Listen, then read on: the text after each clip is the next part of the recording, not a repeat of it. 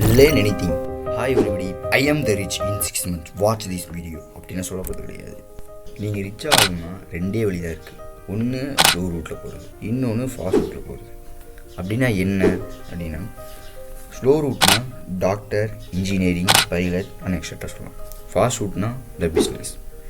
இதில் ஒரு காமெடியான நியூஸ் என்னென்னா, எல்லா வேலையிலையும் உங்களால் பணக்காராக முடியாது. அதே மாதிரி எல்லா பிஸ்னஸாலும் உங்களால் செல்வந்தராகவும் முடியாது. என்ன எல்லா பிஸ்னஸாலும் பணக்காராக முடியாது? ஒரு சின்ன எக்ஸாம்பிள் சொல்கிறேன். நீங்கள் சிக்காகோவிலேருந்து ஈஸ்ட் பக்கமாக போய் உங்களால் லாஸ் ஏஞ்சல்ஸ் நகர் அடைய முடியாது. ஏன்னா அது வெஸ்ட் பக்கமாக இருக்குது. தப்பான ரூட்டில் போயிட்டு செல்வம் ஏன் என்கிட்ட வரல அப்படின்னு யோசிக்கக்கூடாது. வேலையில் இருக்கும்போதாச்சு 8 மணி நேரம் வேலை செஞ்சாங்க. ஆனால் சொந்த தொழில் ஆரம்பித்து 12 மணி நேரம் வேலை செய்கிறாங்க. ஒரு தொழில் அமைப்பு முறை உருவாக்கி அதை தனக்காக வேலை செய்ய விட்டுட்டு அவங்க தொடர்ந்து பணத்துக்காக நேரத்தை பண்டமாக செஞ்சுட்டுருக்குறாங்க. தொழில் தொடங்க அப்படிங்கிறதுக்காக நீங்கள் சர்டிஃபிகேட் கடையை திறந்துட்டு எப்படி உங்களால் செல்வந்தராக முடியும்? நீங்கள் செல்வந்தராகணும்னா சாத்தியக்கூட இருக்கிற ரூட்டில் போனால் தான் உங்களால் ஆக முடியும். அதை எப்படி சரியாக ரூட்டில் போகிறது? நீங்கள் லட்சக்கணக்கில் குவிக்க வேணும்னா லட்சக்கணக்கு வறுமை தாக்கம் ஏற்படுத்த வேண்டும்.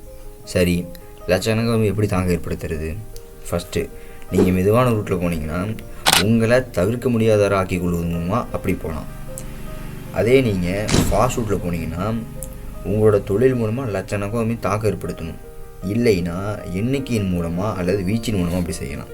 இப்படி உங்களால் செய்ய முடியலன்னா நீங்கள் ராங் ரூட்டில் போகிறீங்கன்னு புரிஞ்சுக்கோங்க. இந்த உலகத்தில் தொழிலுக்கு பஞ்சமே இல்லை. நிறைய பிஸ்னஸால் லட்சக்கணக்காக தாக்கம் ஏற்படுத்தவும் முடியாது. ஒரு எக்ஸாம்பிளுக்கு, நீங்கள் ஒரு முடிவெட்ட கடை வச்சுருக்கீங்க அப்படின்னா நீங்கள் எவ்வளோ நேரம் உழைச்சாலும் உங்களால் லட்சக்கணக்காக தாக்கம் ஏற்படுத்த முடியுமா? கண்டிப்பாக முடியாது. சரி, ஓகே, அப்போ இதுக்கு என்ன தான் சொல்யூஷன் அப்படின்னா, இதுக்கு ஒரு சிறந்த பிஸ்னஸ் மெத்தட் இருக்குது. அதை பற்றி பார்ப்போம். சென்ஸ் அப்படிங்கிற பிஸ்னஸ் ஃபார்மேட்டை யூஸ் பண்ணி நம்மளாலையும் ஒரு பெரிய பிஸ்னஸ் லெவலை நம்மளால் அமைச்சிக்க முடியும். சரி, ஓகே, சென்ஸ் அப்படின்னா என்னென்னு சொல்லிடுறேன். C for control, E for entry, N for need, T for time, S for scale. சரி, ஓகே, இதை ஒவ்வொன்றா பார்க்கலாம். C for control.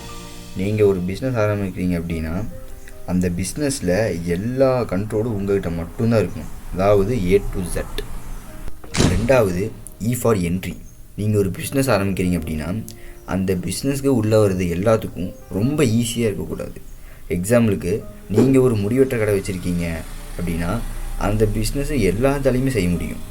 நீங்கள் ஒரு பிஸ்னஸ் க்ரியேட் பண்ணுறீங்கன்னா அந்த பிஸ்னஸை காப்பி பண்ணி வரவங்க எல்லாம் ரொம்ப கஷ்டப்படணும். அந்த அளவுக்கு உங்கள் பிஸ்னஸ் இருக்கணும். சிம்பிளாக சொல்லணும்னா 10,000 பேரில் வெறும் 10 பேரால் மட்டும்தான் செய்ய முடியும். மூணாவது N ஃபார் நீடு. இன்றைக்கி நிறைய பிஸ்னஸ் வெளியே இருக்கான்னு என்ன தெரியுமா? பீப்புளுக்கு தேவையே இல்லாத பொருளை கொண்டு வந்து விற்கிறனால தான். சரி, ஓகே, அப்போ இதுக்கு என்ன தான் பண்ணலாம் அப்படின்னா, சிம்பிள், மக்களோட தேவையை நிறைவேற்ற அளவுக்கு உங்கள் பிஸ்னஸ் இருக்கணும், அவ்வளோதான். நாலாவது T ஃபார் டைம். உங்களோட பிஸ்னஸும் உங்களோட இன்கமும் டைமில் இருந்து பிரிஞ்சிடும். நீங்கள் இல்லைனாலும் கூட அங்கே வேலை நடந்துகிட்டே இருக்கும். அதாவது நீங்கள் தூங்கிட்டே இருந்தாலும் அங்கே வேலை ஆகிக்கிட்டே இருக்கும். அஞ்சாவது S ஃபார் ஸ்கேல். உங்களோட பிஸ்னஸை ஸ்கேல் அப்படின்னா எப்படி? இப்போ நீங்கள் ஒரு ஆப் கிரியேட் பண்ணுறதா இருக்கணும், இல்லைன்னா ஒரு புக் ரைட் பண்ணுறதா இருக்கும். ஏன்னா இதெல்லாம் நீங்கள் ஒரு தடவை தான் செய்ய கஷ்டப்பட்டு செய்யணும். அதுக்கப்புறம் அது ஆட்டோமேட்டிக்காக நடக்கும். இதுக்கு பேர் தான் ஸ்கேல். இந்த மாதிரி உங்கள் பிஸ்னஸ் கிரியேட் பண்ணுங்க. இப்போ சொன்ன பாயிண்ட்னா ஒரு சந்தேகம்.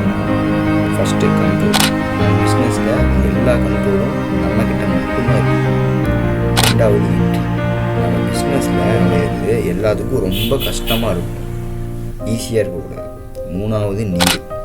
நம்ம பிஸ்னஸ் எப்பவுமே மக்களோட தேவை நிறைவேற்றுறது மட்டும்தான் இருக்கும். நாலாவது டைம். நம்ம பிஸ்னஸும் நம்ம இன்கமும் டைம்லேருந்து பிரிஞ்சிருக்கணும். அஞ்சாவது ஸ்கேல். நம்ம பிஸ்னஸை ஒரே ஒரு தடவை சரியாக செஞ்சிட்டோம்னா போதும். இந்த வீடியோ யூஸ்ஃபுல்லாக இருந்தால் லைக் பண்ணுங்கள், ஷேர் பண்ணுங்கள், கமெண்ட் பண்ணுங்கள். இந்த மாதிரி மோர் யூஸ்ஃபுல்லான வீடியோவுக்கு நம்ம சேனலை சப்ஸ்கிரைப் பண்ணுங்கள். கடைசியாக தேங்க்யூ.